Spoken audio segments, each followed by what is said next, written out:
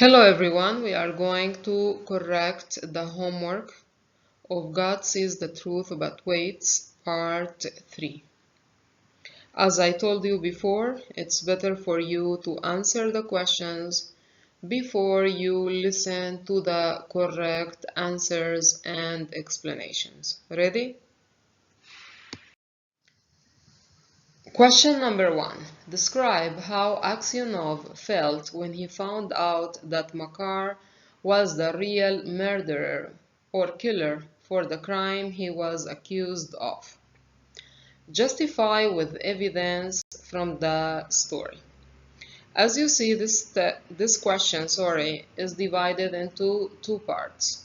In the first part, they are asking you about Aksionov's feelings when he knew that Makar was the real killer for the crime he was accused of.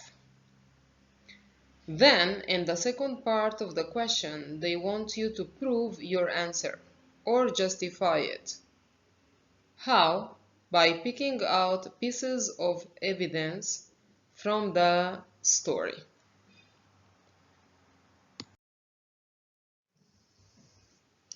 That time, Aksionov felt miserable, angry, depressed, and in great pain.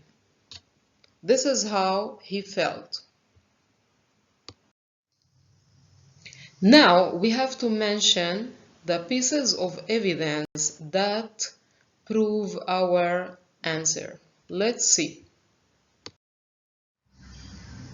Here are three pieces of evidence to prove our answer. Number 1. That time, Aksionov couldn't sleep because all past memories or happy times he spent with his family rose in his mind. Number 2. He also remembered the time he was arrested and all the 26 years of his prison life that he was about to commit suicide or kill himself. Number 3.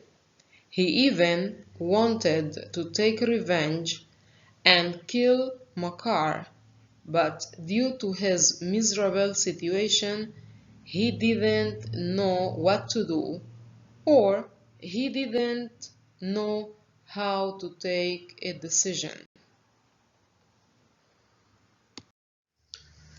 Question number 2.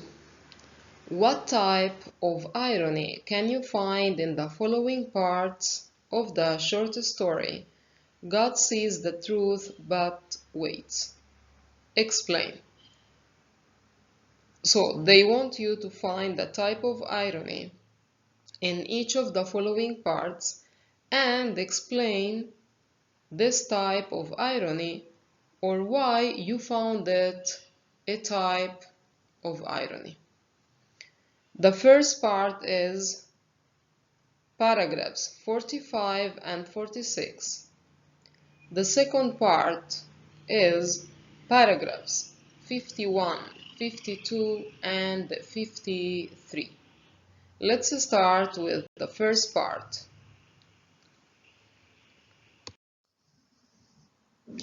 In paragraph 45, Makar said, "Well, this is really wonderful,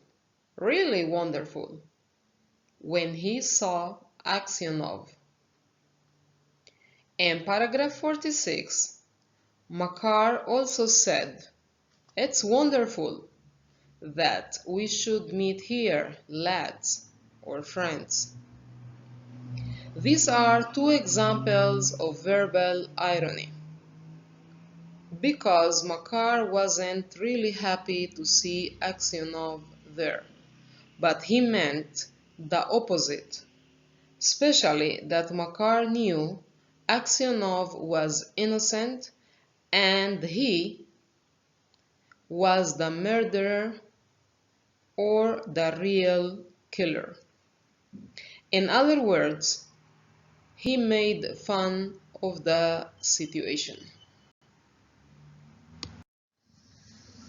Part 2.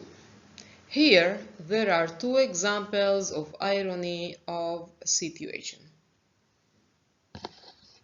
The first one, Aksionov found himself locked up with the man, Makar, who framed him for murder, knowing that Makar was the real murderer or killer. So this is something unexpected. Like nobody expected that. The second example. Aksionov had the opportunity to take revenge on the man responsible for his misery, but he kept silent. This reaction was unexpected, since he could have told the authorities about the truth.